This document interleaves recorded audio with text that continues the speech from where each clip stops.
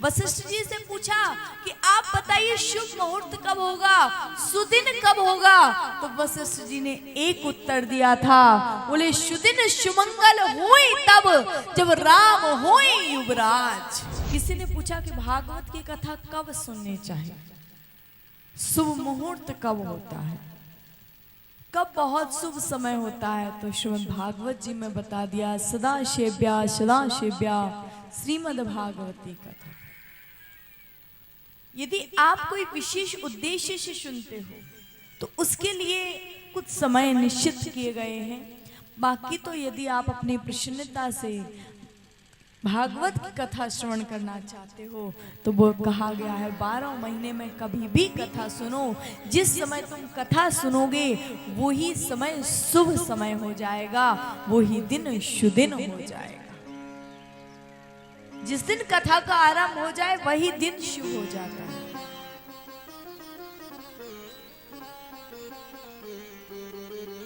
क्योंकि भगवान का कोई भी कार्य हो, ठीक है, ये बात सत्य है कि मुहूर्त देखना चाहिए, बिना मुहूर्त के कोई कार्य नहीं करना चाहिए। लेकिन यदि भगवान के कार्य की बात करूं ना, कि भगवान का कोई कार्य हो, उस कार्य के लिए कोई कहे कि मुहूर्त देखना चाहिए,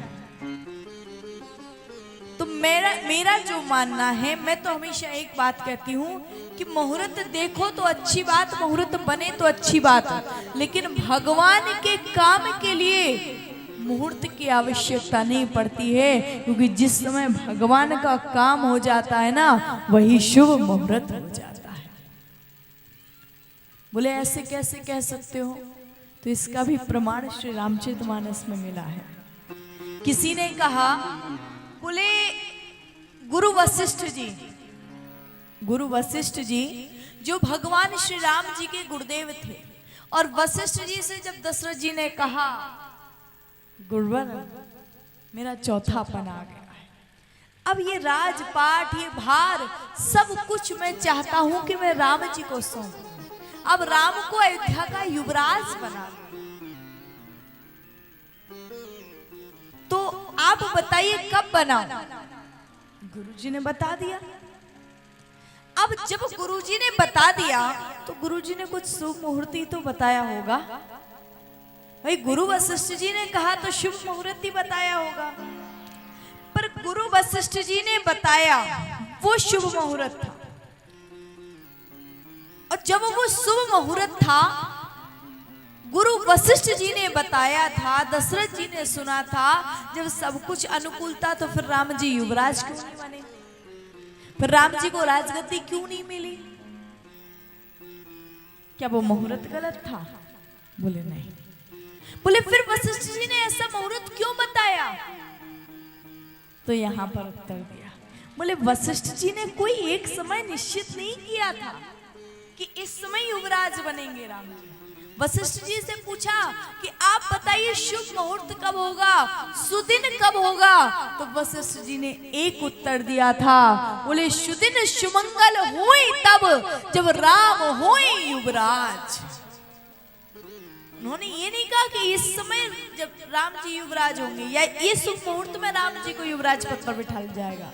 उन्होंने कहा सुदिन सुमंगल होए तब राम होए युवराज।